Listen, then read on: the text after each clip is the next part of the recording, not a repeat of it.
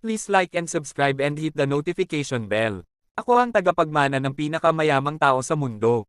Kabanata 31. Hindi ba afford ng mga tulad ko bumili ng bahay? Anong sinabi mo? My membership is cancelled. Ang kaibigan ni Kite na tinawag ni Harold na Sir Samudio ay biglang napatigil nang marinig ito. After all, mahirap makakuha ng membership card sa restaurant na ito. Para lang maging member dito, ilang milyones din ang nagastos niya dito bago siya nakakuha ng gold membership card. Tapos bigla na lang siya maka-cancel. Parang hindi naman ata tama iyon. Pasensya na po kayo sir. Desisyon po ito ng management, wala po itong kinalaman sa akin. Walang ekspresyong tugon ni Harold. Kai was stunned after hearing his words with a contorted expression on his face. Alam niya na importante para kay Luke ang membership na ito at alam niya din na kailangan niyang dumapen kay Luke. Ang dahilan kung bakit nandito siya para dumalo sa birthday celebration ni Luke ay hindi lang para pamarty pero para na rin mangsusol. May malaking project ang pamilya ni na Luke na kailangan ng bidding at ang kumpanya ng papa ni Kai ay naghahanda na magbid para dito. Ngayon lang sinabi niya ito kay Luke at pumayag naman kaagad. Napakahirap siyang i-flatter si Luke ng todo-todo para lang sa project na ito pero dahil sa ginawa niya kay Cyrus ngayon na-cancel ang membership ni Luke. Hindi niya ito ma-explain sa kanya. Sir, hindi na po kayo pwedeng kumain dito. Sana po wag niyo na po kaming pahirapan pa. Mahina kong sabi ni Harold kay Luke. Kai, who the hell have you offended? Bakit pati ako nadamay dahil sa ginawa mo? Nagngangalit na sigaw ni Luke. Paul, magpapaliwanag ako. Nagmamadaling sabi ni Kai. Explain. Ano pang silbi ng pagpapaliwanag mo sa akin ngayon? Tanji na wag ka nang magpapakita sa akin sa susunod. Bigla na lang siya nawala ng membership so malamang ang tindi ng galit ngayon ni Luke. Pagkatapos niya siyang murahin nagmamadali siyang lumabas. Pero paano yung cooperation? Natatarantang sigaw ni Kai. Na-kick out na ako tapos gusto mo pa ng cooperation. Manigas ka, galit na bulyo ni Luke. Naiwang nakatayo si Kite nakatulala at may desperadong ekspresyon sa mukha. Sobra-sobrang pagpapakahirap ang ginawa niya tapos masisira lang ang lahat dahil sa isang engkwentro. Hindi man lang niya may describe kung ano ang nararamdaman niya ngayon. What the hell is going on with Cyrus? Kahit na pinahiya natin siya parang ang lala naman ata ng aksyon ng restaurant. Nakabusangot na sabi ni Faye. Siguradong may binigay siya sa manager. Halatang halata na nagtutulungan silang dalawa. Kai clenched his teeth as he replied in a whisper. I underestimated this Cyrus before. Hintayin mong makabalik tayo sa school, lagot sa akin ang gagong yan.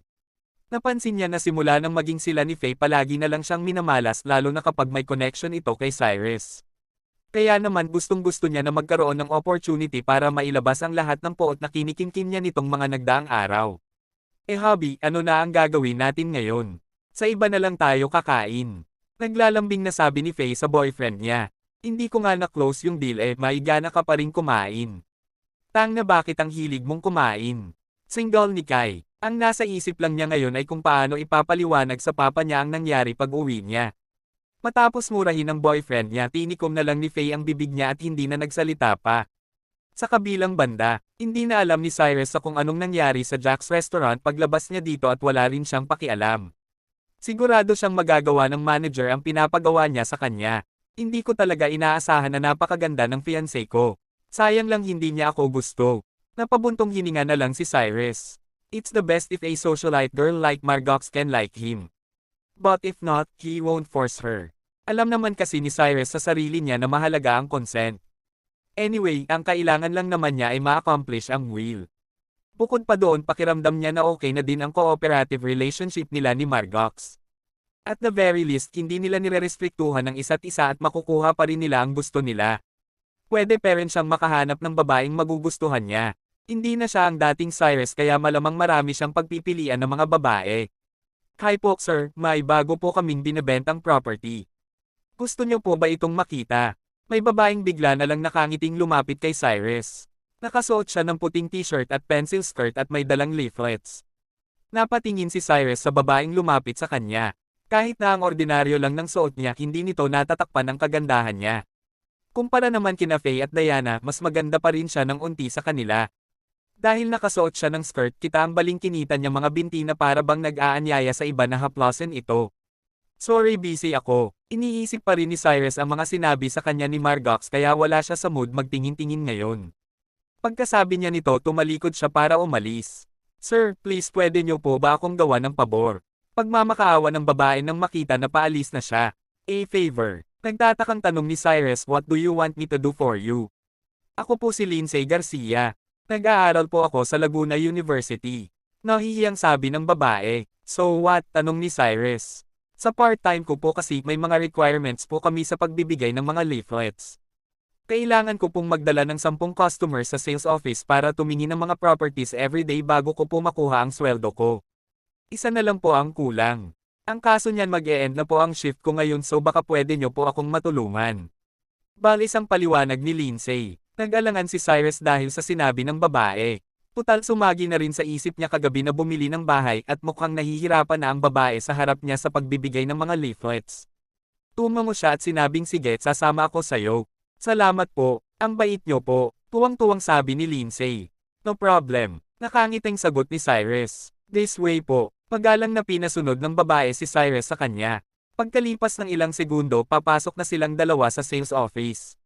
Pero pagpasok pa lang ni Cyrus sa opisina, narinig niya ang isang babaeng nagsalita, Lindsay, anong ginagawa mo?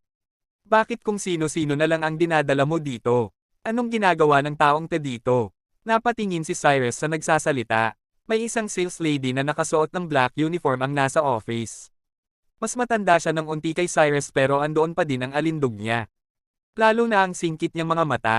Seductive. Her black uniform fits her curvaceous body tightly. Parang paputok na ang suot niyang puting blouse dahil sa malaking dibdib niya. Nakasuot siya ng black silk stockings at high heels. This woman gives off a vixen vibe to Cyrus. Very sexy and charming. Ma'am Castro, customer po siya. Lindsay timidly replied. Customer. Sinulyapan ng babae si Cyrus pagkarinig niya nito may panghahamak sa kanyang mga mata. Pagkatapos ay ibinuka niya ang kanyang kaakit-akit na mga labi at sinabi sa mahinang boses. Lindsay, may sira na ba ang utak mo? Sa tingin mo ba kayang bumili ng taong ta ng bahay? Siguro nga kahit banyo hindi niya afford eh. Kung gusto mo lang din naman maabot ang kota mo, wag naman sana ang isang basurero diba? Medyo nahihiwing napatingin si Lindsay kay Cyrus dahil sa sinabi ng babae.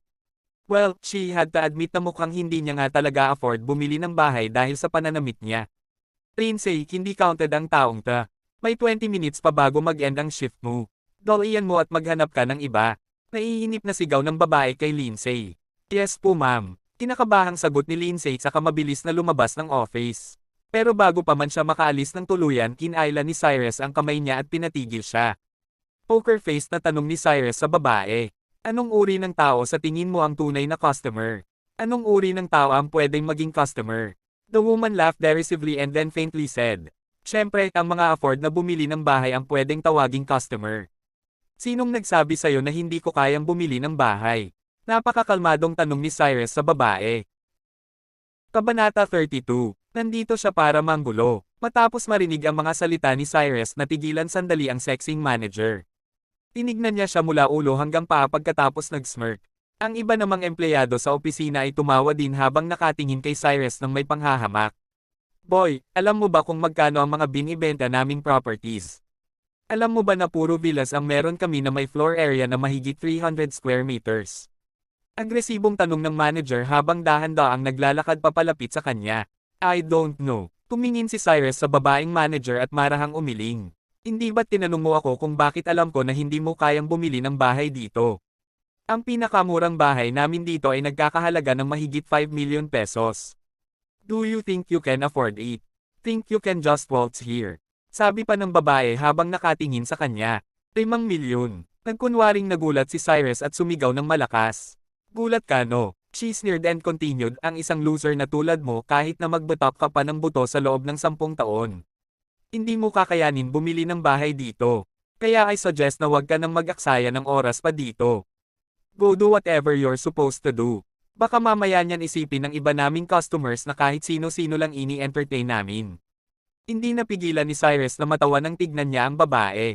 Malamang hindi alam ng babae kung sino nga ba talaga siya. Let alone a villa kaya niyang bilhin pati ang building na pinagtatrabahuhan nila. Sir, pasensya na po talaga. Alis na lang po tayo. Nahihiyang sabi ni Lindsay na nakatayo sa tabi niya. Sa totoo niyan alam din ni Lindsay sa sarili na hindi nga afford ng mga tulad ni Cyrus ang mga bahay dito. Ayaw na niyang mapahiya pa siya ng tuluyan kaya gusto niya nang umalis na sila dito agad ngayon. Nang marinig ni Cyrus ang sinabi ni Lindsay, Tinignan niya siya at binulungan, "Leave. Bakit ako aalis? Sakto kasi naisip ko lang din kahapon na bumili ng bahay. Bakit hindi na lang ako dito tumingin? Hindi ka ba nakakaintindi? Hindi pa ba sapat ang sinabi ni Ma'am Castro? Hindi mo kayang bilhin ang mga binibenta namin dito. Bakit hindi ka pa umalis dito?" Sa sandaling ito, may isang lalaking empleyado ang sinigawan si Cyrus. Hindi na rin alam ni Lindsay ang gagawin niya ngayon. Hindi niya maintindihan kung bakit nandito pa rin si Cyrus hindi naman siya bibili ng bahay. Labis na nagsisisi na siya ngayon, sana hindi niya na lang siya pinapunta dito. "Ikaw ang manager, di ba?" Mahinahong tanong ni Cyrus sa sexing babae na hindi man lang pinapansin ng ibang tao. "Oo, ako nga." Bahagyang tumango ang babae. "Kung ganun, tell me what property you're selling." Dahan-dahang sabi ni Cyrus.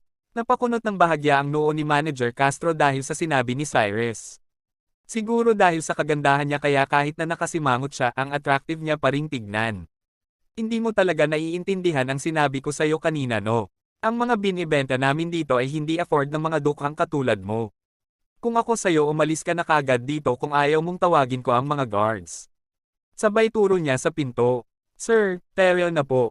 Hindi na napigilan ni Lindsay na hilahin si Cyrus. Napailing na lang si Cyrus habang nakatingin sa manager. He's very helpless. In fact, matagal na niyang gustong bumili ng bahay. Sakto lang na nagpunta siya dito kaya gusto niyang mag-inquire sa kumpanyang ito. Pero napakapangit naman ng service attitude ng manager dito kaya pagkatapos niyang mag-alinlangan saglit, tatalikod na sana siya para lumabas. "Manager Castro, anong nangyayari?" Sa sandaling ito, narinig ng lahat ang boses ng isang middle-aged na lalaki. Lahat ng nandoon sa office ay napatingin sa pinanggalingan ng boses. Galing ito sa second floor ng office. Nakita nila ang middle-aged na lalaki na nakasuot ng black suit na bumababa ng hagdan. "Sir Aquino, naparito po kayo." Biglang nagbago ang ekspresyon sa mukha ni Manager Castro pagkakita niya sa lalaki. Nakangiti niya itong binati. "Anong narinig ko na pinapaalis mo ang customer? Anong nangyari?" The middle-aged man asked with a frown. "Sir, ganito po kasi yun. Nanggugulo lang po kasi tong lalaking dito kaya pinapaalis ko lang po siya." Mabilis na paliwanag ni Manager Castro. Para manggulo, hindi napigilan ng lalaki ang pagkunot ng noo niya. Nilapitan niya si Cyrus at mahinang nagtanong, "Sir, ano pong nangyari? Gusto ko sanang tignan ang mga binebentang bahay niyo dito kaso hindi ako inaasikaso ng mga staff dito. Gusto pa nga nila akong paalisin." Malumanay na sagot ni Cyrus. Biglang kinabahan si Lindsay pagkarinig ng sinabi niya. Alam niya kasi na ang middle-aged na lalaki ay ang immediate boss ni Manager Castro. Sa ginawang ito ni Cyrus, katumbas na nito ang pag-file ng complaint against her. Once pagtuunan ito ng pansin ng lalaki, malamang lagot si Manager Castro. Pinanlisikan ng mga mata ng lalaki ang sexing manager at saka nakangiting sinabi kay Cyrus. "Sir, ako na po ang nanghihingi ng paumanhin sa pagpapabayang ginawa ng mga empleyado ko. Ako po pala si Henry Aquino, ang General Manager ng Sales Office. Saglit lang po at may mag-aasikaso na po sa inyo, sir." Nang makita ni Cyrus ang maayos na pakikipag-usap sa kanya ng lalaki, wala na siyang balak umalis. Sumagot siya sa mahinang boses. "Alright, Manager Castro, ano pang tinutunga-tunganga mo dyan? Quickly introduce our houses to the customers." Pasigaw na sabi ni Henry sa babae. "Sir, kaya ba ng taong to bumili ng mga properties natin? Hindi ba masasayang lang ang oras ko sa kanya? Siguradong nandito lang yan para manggulo." Nakasimangot na sabi niya, "Ilang beses ko na bang sinabi sa'yo na kung sino man ang pumasok sa office natin, customer ang taong yun. Mayaman man o hindi ang taong yun, dapat nyo silang asikasuhin ng maayos. This is the most basic professional ethic of you as a salesperson." Henry solemnly shouted. Sa totoo niyan, from his conversation just now, sigurado si Henry na hindi makakabili ng villa nila si Cyrus. Pero ayaw niya naman na basta-basta na lang siyang paalisin kasi baka makasama iyon sa image ng office nila. Kaya si Yana Castro, ang magandang manager, na lang ang pinaasikaso niya sa kanya. After niyang mag-alinlangan saglit, nilapitan ni Yana si Cyrus at saka napaka-arroganteng sinabi, "Then let me show you."